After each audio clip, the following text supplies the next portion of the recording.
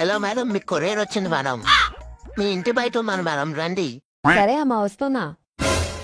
ఇదిగో మేడం మీ కొరియరు. మీ అమౌంట్ 250 అయింది మేడం. అంతెందుకు అవుద్దమ్మా, దీనికి 200 ఎక్కువ. 200 తను తీసుకెళ్ళు. మేడం ఇది ఆన్లైన్ లో పెట్టింది మేడం. దీని amount 250 madam.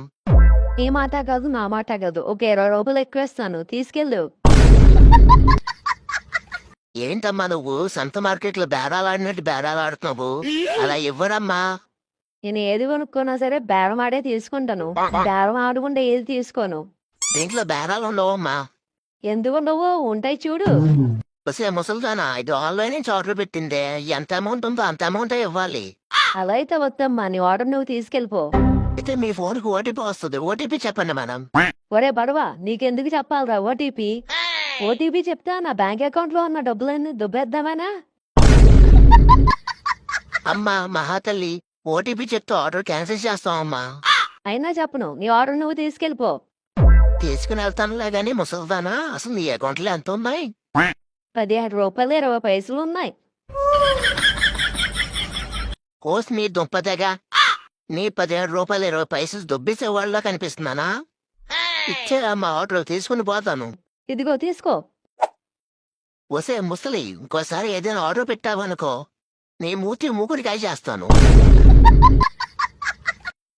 A few moments later. Hello Kavya గారైనా మాట్లాడేది? అవునండి, ఎవరండి?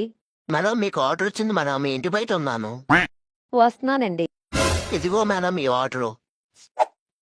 మేడం 300 రూపీస్ అయింది మేడం. ఒక నిమిషం ఆగండి. అబ్బే పెద్దేం బాగోలేదే. ఆన్లైన్ లో చూసినప్పుడు బానే ఉంది, బయట చూస్తానే ఎలా ఉందేంటి? నాకొద్దమ్మా, తీసుకెళ్ళిపోమ్మా ఇది. వసే ఎడ్డు ముఖం దానా, చదువుకున్నావా లేకపోతే మీ పాకలో గేదెలు కాస్తున్నావా? వద్దన్నప్పుడు ఆర్డర్ ఎందుకే ఓపెన్ చేసావు? ఓపెన్ చేస్తే బిల్లు పే చేయాలి. ఎలా ఉందో చూసాను, దానికే బిల్లు పే చేయాలా? నువ్వు ఆన్లైన్ లో చూసే కదా ఆర్డర్ పెట్టావు. ఒక్కసారి ఆర్డర్ చింపితే మనీ పే చేయాల్సిందే. ఏంటమ్మా నువ్వు, ఇప్పుడు బట్టల షాప్కి వెళ్తాము, ఇక్కడ క్లాత్ ఎలా ఉంది, కలర్ బాగుందా లేదా అని చూసుకుంటాం కదా, అలాగే చింపి చూసుకున్నాను.